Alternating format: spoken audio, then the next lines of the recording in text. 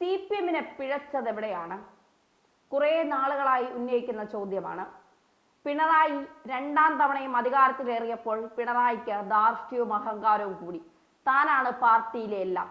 പണ്ട് പാർട്ടി തീരുമാനിക്കും, ഭരിക്കുന്നവർ അത് നടപ്പിലാക്കും. എന്ത് കാര്യമുണ്ടെങ്കിലും പാർട്ടി അറിഞ്ഞ് മാത്രമേ അത് തീരുമാനങ്ങളിലേക്ക് പോകൂ. പക്ഷേ പിണറായി ഏകാധിപതിയായി VS അച്യുതാനന്ദന്റെ ഒരു മൂലയ്ക്ക് ഒതുക്കി.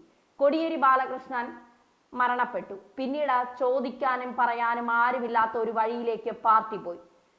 പിണറായിയെ താങ്ങി നിൽക്കുന്ന കുറെ സഹാക്കന്മാർ ഒഴിച്ചാൽ പിണറായിക്ക് നല്ലത് ഉപദേശിച്ചു കൊടുക്കാനോ പിണറായിയെ നേർവഴിക്ക് നയിക്കാനോ ഒരു നല്ല ശക്തനായ നേതാവില്ലാതെ പോയി പാർട്ടിയിൽ. അവിടെ മുതൽ പിണറായി ഏകാധിപതിയായി തുടങ്ങി. പാർട്ടി സെക്രട്ടറി ആയിരുന്നപ്പോൾ പ്രതിപക്ഷത്തിരുന്നു കൊണ്ട് ജനങ്ങൾക്ക് വേണ്ടി ഘോരമായി വാദിച്ച പ്രസംഗിച്ച ആരെയും ഭയമില്ലാതിരുന്ന പിണറായി പിന്നീട് പല മുതലാളിമാരുടെയും പല ആളുകളുടെയും അവിഹിത കൂട്ടുകെട്ടിൽ ചെന്നപ്പെട്ട കേരളത്തിലെ ജനങ്ങളെ വെറുപ്പിക്കുവാനും അവർക്ക് വേണ്ട കാര്യങ്ങൾ ചെയ്തു കൊടുക്കാൻ സമയമില്ലാത്ത ഒരാളുമായി. വിദേശയാത്രകളാണ് പിന്നെ പിണറായിക്ക് വലിയ കാര്യങ്ങളായി മാറിയത്. അതായത് ഈ ഭരണം അവസാനിക്കുന്നതിന് മുൻപ് ഉണ്ടാക്കേണ്ടതെല്ലാം ഉണ്ടാക്കുക, മക്കളെ സേഫാക്കുക, കൊച്ചുമക്കളെ സേഫാക്കുക, ഇത് മാത്രമായി പിണറായിയുടെ ചിന്ത. കേരളം എത്ര സാമ്പത്തിക പ്രതിസന്ധിയിലൂടെ പോയാലും ഹെലികോപ്റ്ററും കാരവാനും വിദേശയാത്രകളും ഒന്നും പിണറായി മാറ്റിവെക്കാറില്ല. പെൻഷൻ കിട്ടാതെ 6 മാസത്തോളമായി ആളുകൾ വലയുന്നു.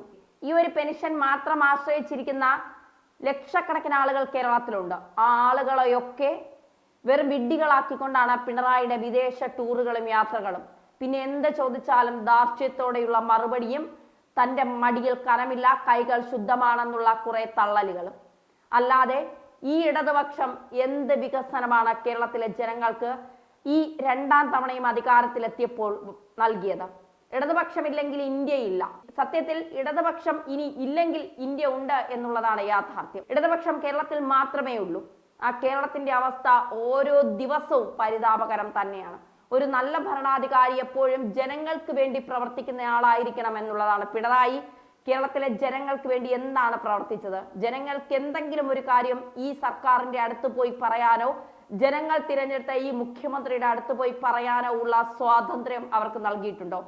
പിണറായി കൊച്ചു കുഞ്ഞുങ്ങളെപ്പോലും പൊരി വെയിലത്ത് നിർത്തിക്കൊണ്ടാണ് നവകേരള സദസ്സ് നടത്തിയത്. ക്ഷേത്രങ്ങളുടെയും പള്ളികളുടെയും അമ്പലങ്ങളുടെയും മതിലിടിച്ചുകൊണ്ട് ഹിറ്റ്ലറിനെ പോലെയാണ് പിണറായിയുടെ യാത്ര. എന്തായാലും അതിനൊക്കെ ഒരു അവസാനം ഇടതുപക്ഷം ഇന്ത്യയിൽ തന്നെ ഇല്ലാതാകേണ്ട അവസ്ഥയിലേക്ക് പിണറായി കൊണ്ടുപോയിരിക്കുന്നു. തിരുത്തേണ്ടവർ തിരുത്താതെ പോയാൽ പാർട്ടി അസ്തമിക്കും എന്നുള്ള കാര്യത്തിൽ ഇടതുപക്ഷത്തെയെങ്കിലും കണ്ട് ബാക്കിയുള്ള പാർട്ടികൾ പഠിക്കുന്നത് നന്നായിരിക്കും.